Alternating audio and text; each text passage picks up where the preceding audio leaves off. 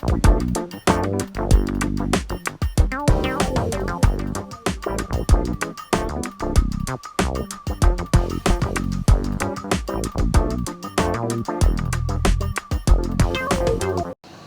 was a difficult and shocking announcement. And do you know what the reaction of so many people in the newsroom was? To whip out a notebook and a pen and start taking notes. Now, a few of us were writing about it, but not all of us. But that's what we do. It's in our DNA.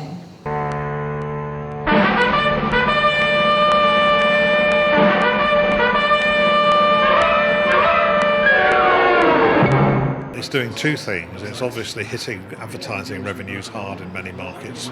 A lot of newspaper companies have consolidated over the last few years. Companies have acquired other companies by borrowing money to do so.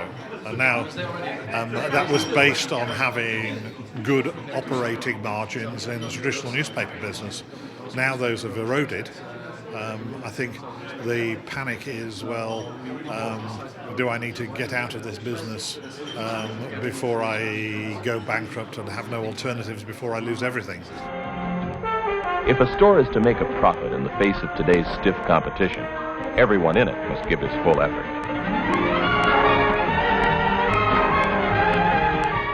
There is no set economic model for a purely internet-based news organization. So we're trying to develop an economic model. Part of our model is advertising-based. I'm a guy who likes to work on my car. I like to take it apart and put it back together. But we know that the price on the internet is very low, and it's very difficult to make a sustainable model only based on advertising.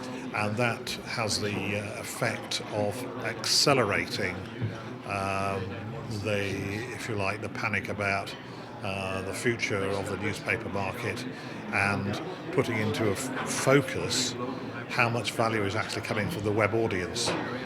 Very small percentage in the case of most newspapers, but now they're really having to think hard about, can we make that digital model work, and is there a sustainable model, and quickly. It's true that there are economic aspects to the problems of the media and the press, particularly the print media. But that other crisis, the moral crisis of journalism, is as important and as fundamental.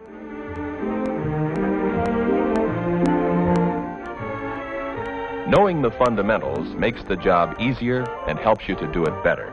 Technology evolves around, for the print industry, things like new e-ink mounted devices, which brings a new way of printing technology to us. You see quickly that normal laptop technology is getting smaller, making netbooks which have a permanent connection to the internet, and allows us to be online basically everywhere and get new types of content. Television is getting more and more interactive by the day.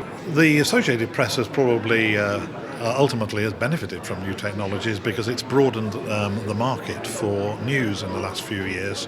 The technology has changed the game because the technology has empowered new communities of people who don't feel represented by the media and who have started talking themselves. Methods of handling groceries and customers may vary from store to store, but the basic objectives are the same. Check the customer's purchases accurately, ring them up correctly, and collect the money for the store. And there's more, much more. You know, and technology has helped us. TiVo and Sky Plus have helped this. The ability inside iTunes to start a track at a particular second into the track has eliminated the future of pre-roll music ads. You know, so we're now in an environment where we can continue to try and interrupt people, but I would strongly go along the line of trying to collaborate with people and facilitate those conversations that people have with brands and amongst themselves. Many of the incumbent publishing houses, they more or less react like the rabbit in the limelight. They're sitting there, they see it happen, and they do not quite know how to react to it.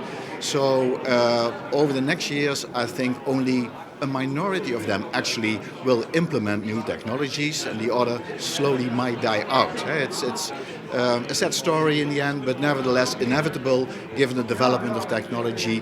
Things you have to change, and you have to change dramatically or getting into very difficult times.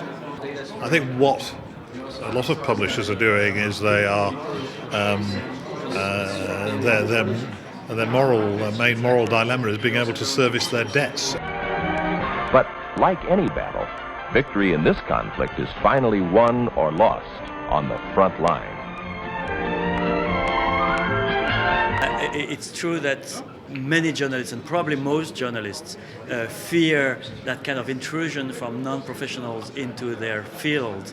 And we're very happy with the times when no one was disputing the right to journalists to have a press card, to be the only ones to talk. They have been, say, the monopolists in the information sphere for so long, for decades, and they find it very difficult to understand that they have to share this publication space with other people, with other groups, with other stakeholders. If you marry the world of professional journalism with the world of the community and people who want to be witness to their own life in a way, or to their own environment, whether it's working or social or cultural, then you get a winning team. And I would want to make journalism much more interactive. You know, a double play of two parties interacting with one another, feeding into one another, and that would make, I think, media output in general much more interesting. I think it's you're a very happy journalist when your community supports you, and you're a very unhappy journalist when you're proud with your press card, but your readers are deserting you.